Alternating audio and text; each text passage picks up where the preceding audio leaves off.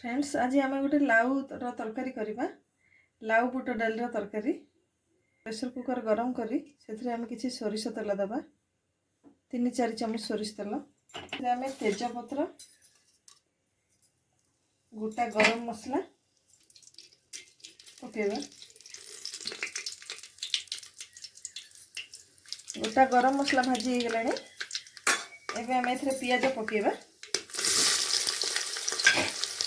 2टी बड़ पियाज नहीं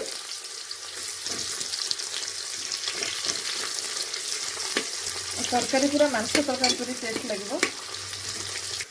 पियाज भाजी हो गलानी हल्दी गुंड पकेबा किसी रेड चिली पाउडर पकेबा एवं टमाटो पकेबा गोटे टमाटो मैं काटिक रखी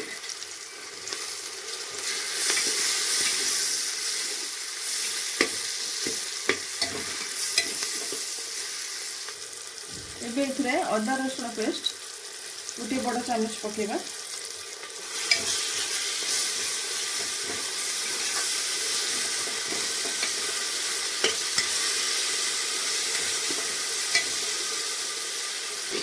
देखो तो मसला कषि हो गलानी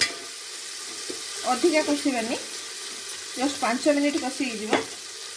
या पर आम लाउ आलू को काटिकी रखी देखो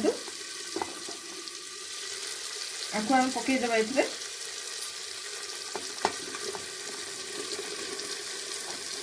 गोटे लाउ नहीं आ गोटे आलू नहीं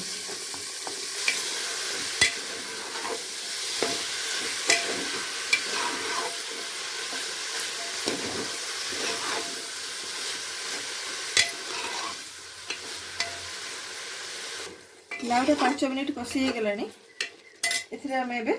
बुट डाली पकेबा गोटे गिना बुट डाली गोटे कप बुट डाली को भिजे रखी थी उषुम पानी रे गोटे घंटा आगु भिजे देले से बतुरी जीव स्वाद अनुसार लुण पकेबा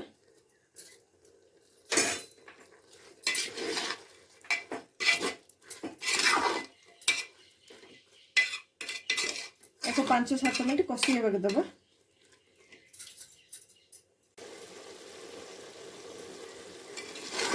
बुट डाली और लाउ कषि हो गलानी 5 मिनिट पर एबे आम एथरे किसी पानी देबा बेसी पानी देबेनी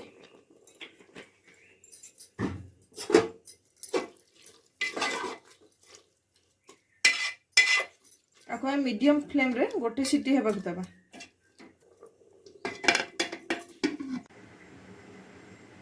मीडियम फ्लेम रे गोटे सीटी हो जाइए एबे हमें कवर काट देबा देखो बुट डाली भी सीझी जाइए परफेक्ट सीझी जाइए किछि फुटा क्षीर पकेबा क्षीर पकेले तरकारी स्वाद टी बहुत बढ़िया लगे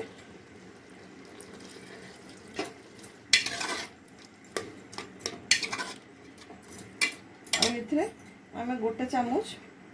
गाई घी पकेबा